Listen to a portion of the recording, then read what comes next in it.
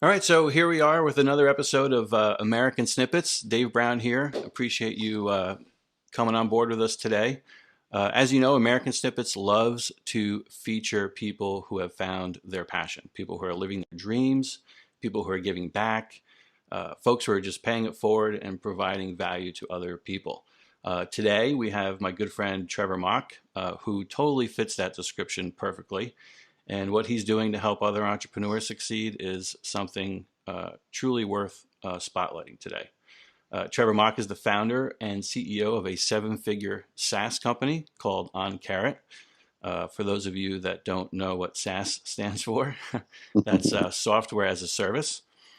Trevor's company provides easy to create websites for business owners in the real estate space. So without further ado, welcome Trevor Mauch to American Snippets.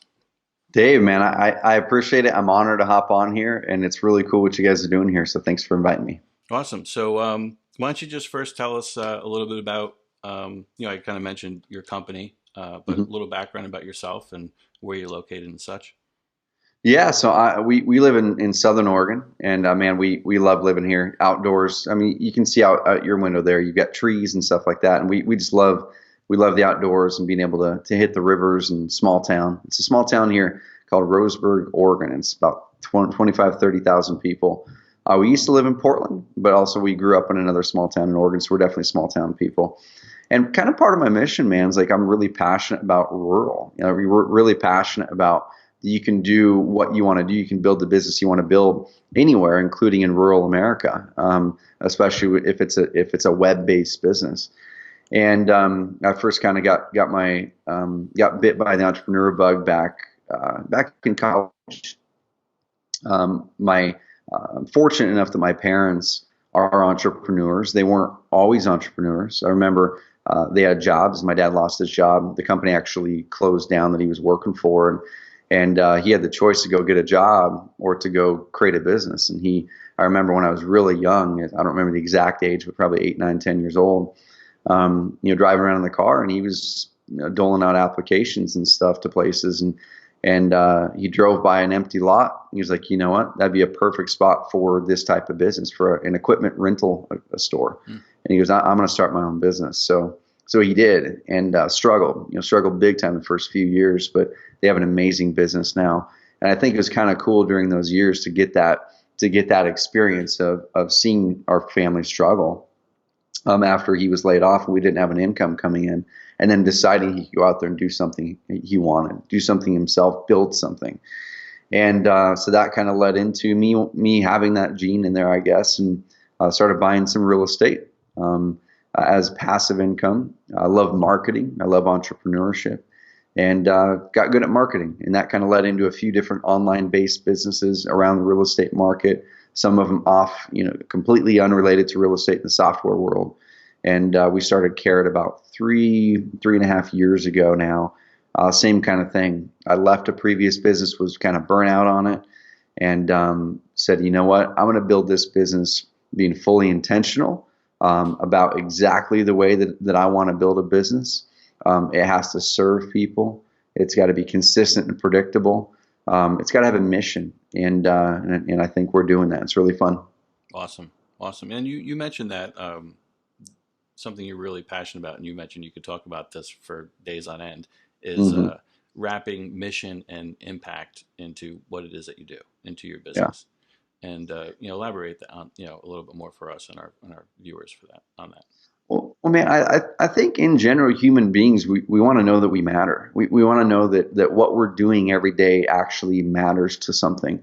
And I think so many people who wake up every day, they go and they do something that at their core, they don't believe that they're mattering in the world. They're going there, they're doing some work, they're punching the clock, they're coming back. Or even if you own a business, this was me in my previous business. I owned the darn business, so I wasn't punching a clock, but I was still putting in the hours doing things I wasn't passionate about. I'd get to the end of the day or the end of the week and go, man, I did a lot of work, but I'm drained. I don't feel the work gave me energy. It zapped my energy. And also, I don't feel that I really made the world a better place this week. I didn't make it a worse place at all. We have a great product, great customers and stuff, but I didn't make it a better place. And so as I was kind of going through that 1 year transition between between, really cool business. People on the outside probably look at me and go, man, that guy's got it made. But on the inside, I had a massive empty void that I'm going, I don't know how long I'm going to be here. I've told this story before, but at that time, a friend of mine, he was 34 at that time. I'm 34 today. He passed away in his backyard, like on a Sunday. He was gardening, and they were talking about retirement, and they were talking about what's going to happen in the years ahead. And he had 3 kids at the time. And while they're talking about retirement 20 years out, he didn't know he was going to make it to dinner that night. And so when that happened, it really hit me. And I'm like, man, I'm not going to be living life anymore with my days not mattering. It's just not going to happen. Because if Nick doesn't have time anymore to live his life, and his family doesn't have time to enjoy him as a husband, and he doesn't have a chance to make an impact in this world anymore, who am I to be living my life and what I considered wasting my days? Mm. So it like immediately switched, man, and that's when I said, I wrote down my 5 non-negotiables for any business I run from that point on. And I'm like, I'm not going to run a business or work a job that doesn't match all these. If it does, if it doesn't match one of them, I'm bailing. I'm like, I'm out of here because I don't know how much time I'm going to have. So I immediately started just building a business based on those things. Originally, I wouldn't say we had a mission. My mission was to focus on one thing.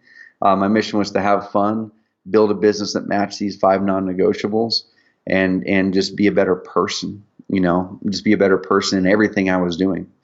And out of that came mission. Out of that came, man, I really love rural America. I love that during the downturn, these areas got decimated. And I love that we have a chance of going, I don't love that they got decimated. I love that we have a chance that we can now go out and make a difference, a massive difference in these towns to make them better and to help people. Yeah, you say rural America's the underdog. It is. I really feel it is the underdog because you have a lot of people, especially younger people, moving away from rural, and they're going to the big cities because that's where the jobs are. That's where they think they want to go. We're seeing a lot of people move back to rural now, younger people, because the lifestyle, because the quality of life. But what we've got to do is we've got to make the job. We've got to make it so you can actually earn a good income in rural. We've got to make it so you're excited about the opportunities there, and that's some things we're doing here as a part of a mission with our business. So those things kind of we stumbled into with the business just by going, we're going to build a business the right way. We're going to have fun. It's going to be consistent, predictable. It's going to have purpose and mission built in. But we didn't know what that was at the start. That came as we put the intention out there that said, we're going to be purposeful about this business. Right.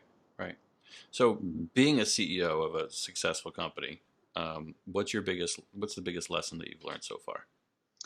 Man, I think the biggest lesson, I think if you were to look at different phases of our business, so we're in our 4th year right now, and we're growing fast. We're well into the millions per year, and very profitable company, amazing customers, amazing team.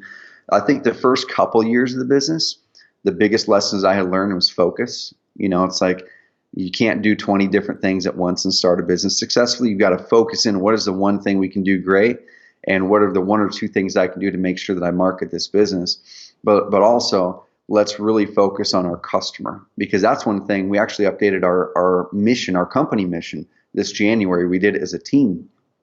And our mission before was good, like it was good, but it didn't hit us at our core that we were doing something in a massive way that mattered to the world. And our new mission is to add humanity back to business and help people regain the precious time in their lives for the things that matter. To add humanity back to business and help people regain the precious time in their lives for the things that matter. And as we were going through that first couple of years and just loving on our customers so much, when we were looking at things this year to rehash our mission, we're like, man, we really feel that we can be a force in this world to show people that you can, to help people elevate what they expect of businesses that they work with, experience-wise. And also to be that beacon for people. If we have customers working with us and seeing that we can provide this type of experience, we want them to go out and do the same thing. And that's just a little thing that if we change the way people think about how businesses should interact with them, and we change the way that our clients interact with their clients, that's going to impact millions of people. In big ways, and I think just elevate business in general with what we can do with it. And the second part of it is I'm passionate about entrepreneurs, like you mentioned. Because guys like you're going out there and starting these amazing inspirational things like American Snippets. Entrepreneurs are the change agents, I feel, in this world. They're the people who more often than not are going out there and taking these risks and making these things happen. And I'm going, man, if I can just help amplify those people, if I can help amplify entrepreneurs so they can do more of what their impact is, do more of what makes their heart sing, I think that's an amazing mission for me too. And so kind of capping the lessons learned, the first half was love on your customers and focus on one or two things. The second half is build amazing people around you. And that's the team building that we've been doing. I made a switch from, man, I don't want to have employees to, oh my gosh, employees are amazing. Because when you hire the right people and you have a purpose and a mission that we all believe in, dude, it just amplifies everything you're doing and makes your life easier and makes your impact bigger. Sure, absolutely. I mean, look, I think our education system's broken. I think Mm-hmm. you know, at a young age, we were told to get good jobs and go to school and go to college, and we'd have retirement money in our accounts, and everything would be okay. And it's almost like people are dictating our future instead of us kind of dictating it for ourselves and writing our own narrative. And entrepreneurs, like you said, are a beacon to that. Like they're the ones that are stepping up, kind of taking back their life, taking back their time, Mm-hmm. and in doing so, they're impacting the lives of others just by simply showing them what's possible. And I Mm-hmm. know you're doing that right in Roseburg, with you started the Loft, right, which is an entrepreneurial workspace. Yep. We started the Loft. So this is in 2010, a couple years after we moved here. And my wife and I were honestly like 1 foot in, 1 foot out of moving out of here because we hadn't dug in and really built community at that time. So what you oftentimes look at when you haven't built community in an area is you look at what are the amenities in this area, and those amenities what I want. Are the restaurants here? Is the recreation and culture stuff here that I want? Am I close in proximity to friends and family? So that's kind of where we were, and we weren't close in proximity to friends and family. We weren't engaging in most of the recreation stuff here, and we weren't engaging in a community. So what happens is like, well, shoot, of course you're looking elsewhere then. And so we then decided, we took a piece of paper, and I highly suggest anyone to do this if you're not fully bought into your local community yet. I took out a piece of paper. We did the old line down the middle trick, right? On one side, let's write down the pros and cons, the pros of living in Roseburg, and the cons. And every other city that we were looking at moving to, let's do the same thing.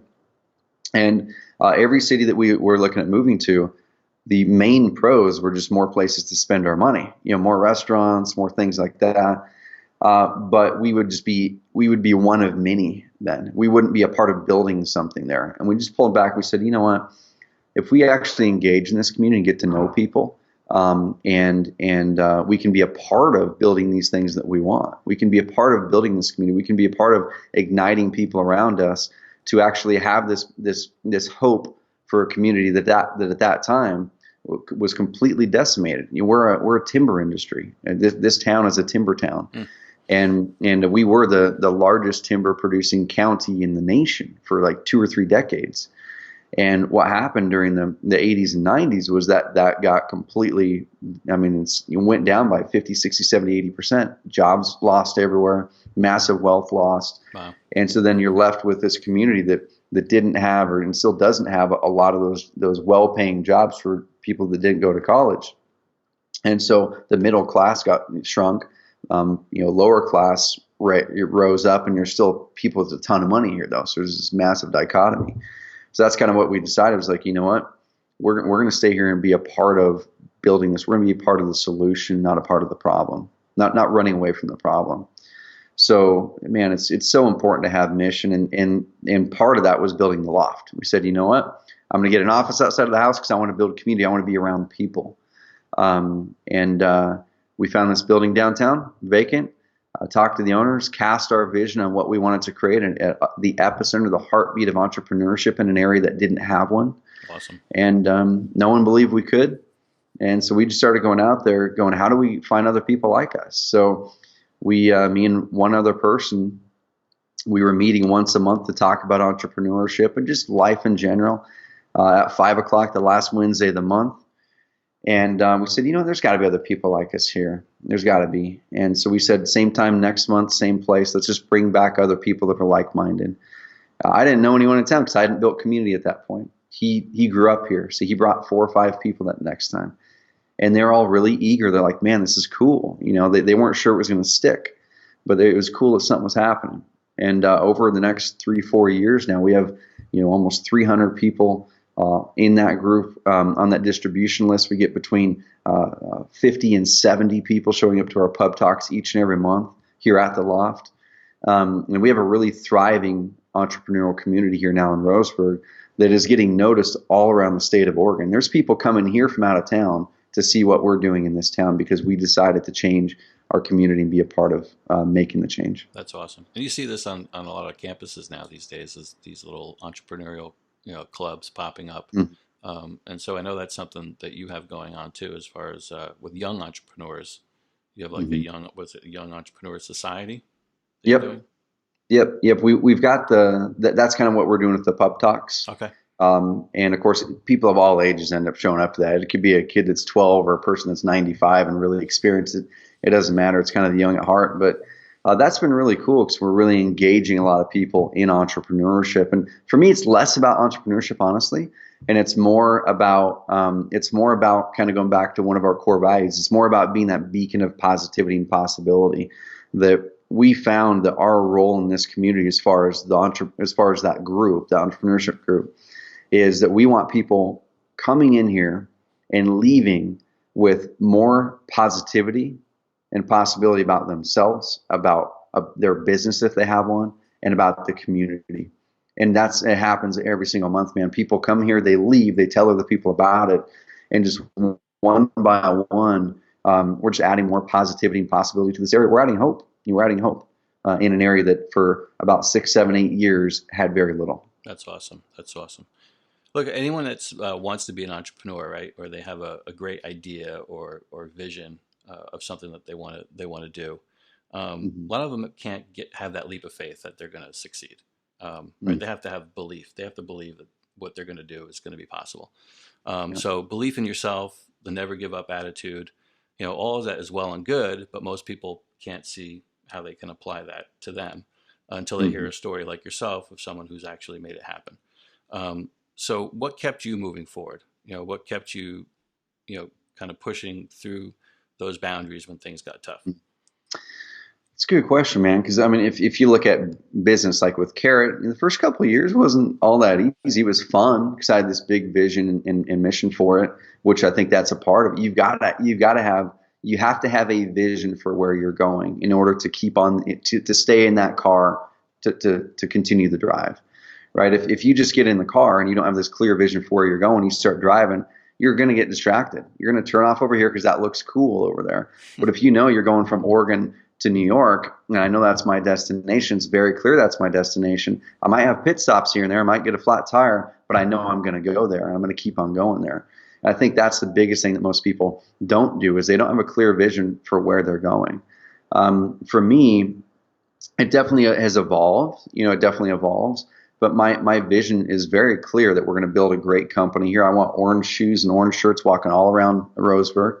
I want people seeing, man, you can build a great company like that anywhere, including in a small town like Roseburg, which people have told me we have no business building a business like this here until we did, and we're successful at it. So you've got to have that clear vision. Another thing, dude, kind of going back to community, you've got to have people around you who believe in you or believe that this stuff can happen. That's one of the biggest holdbacks I see from a lot of people is they don't have that support group. They have people at home. That could be their spouse, it could be their parents, their brothers, their sisters, their neighbors, their whatever, their coworkers that just are down in the dumps. Yeah, the naysayers. Yeah, it's very important. That poo-poo every idea. It's like, oh, you can't do that. And my dad, I was really blessed to have my dad, who's just an amazing positive force. On the flip side of that, I love him to death, and he's an amazing person. When I was younger, anyway, when I was first getting started as an entrepreneur, my older brother Jeff is kind of that naysayer, right? And he's like, oh well, when I was out of college, trying to start up business, I wasn't making any money. I made like 14 or 16 grand that first year out of college. Went in debt. I had to pay my taxes with my credit card which I didn't even know you could do. And I don't suggest you do that. You can. I've been Um, there. yeah, exactly. Then you got to pay. Yeah, so you got to pay an extra fee because the credit card, all that stuff. Don't do it. But anyway, so I would have him and the other people, other friends of mine, like, yeah, what are you doing? Like, why don't you just go get a job? And well, so you're trying to do what? Well, that's not going to work. And at times you kind of start to believe it when you hit tough times. But for me, one mindset shift really worked. It was exactly what you said before. It was, okay, are there other people who have done this before, first of all? Because we need to make sure our minds can believe that it's possible first. Not just possible for us, just possible in general, Mm-hmm. right?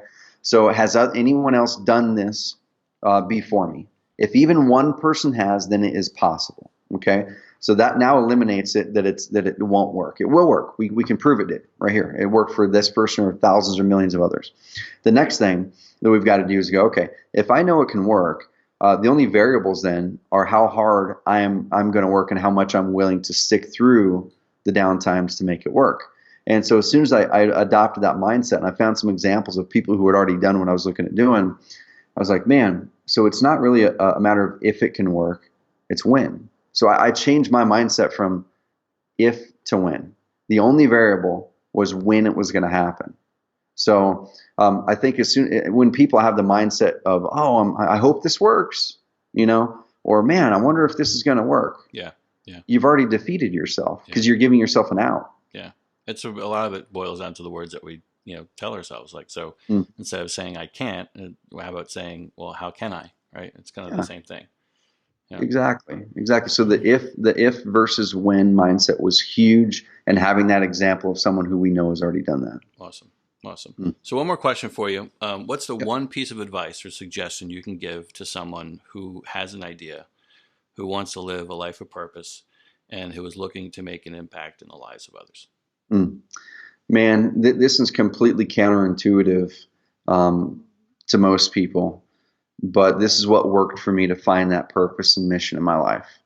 Was quit beating yourself up to find it, because I think all of us want to find our purpose, and many of us we make up something that we think is our purpose, but it doesn't hit us at our core. We don't find ourselves crazy excited about it. We don't find ourselves doing it in every single thing we're doing every day. Right. So quit beating yourself up about it. Give yourself permission to stop searching for your purpose if you don't feel that you've nailed it yet. Give yourself permission to stop searching for it. And if you're in that phase, make your purpose this next 12 months to do the best that you can possibly do at every part of your life. And I know it sounds completely weird. I'm talking small things. You go and open up your dresser drawer like I did, and your shirt drawer is just a mess. And I opened it up during this year, year and a half, where I was just really trying to find that purpose and mission in my life, find something I could hold on to that would get me to want to wake up in the morning, other than my amazing family and stuff. But I'd open up that dresser drawer and it was a mess. I'm like, this isn't the best I can do.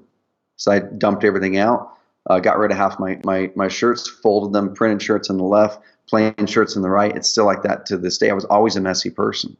Open up my closet, same thing. 6 weeks later, it's like, this isn't the best I can do. Got rid of half my clothes, folded, put them up on there. It's the same way to this day, 5, 6, 7 years later.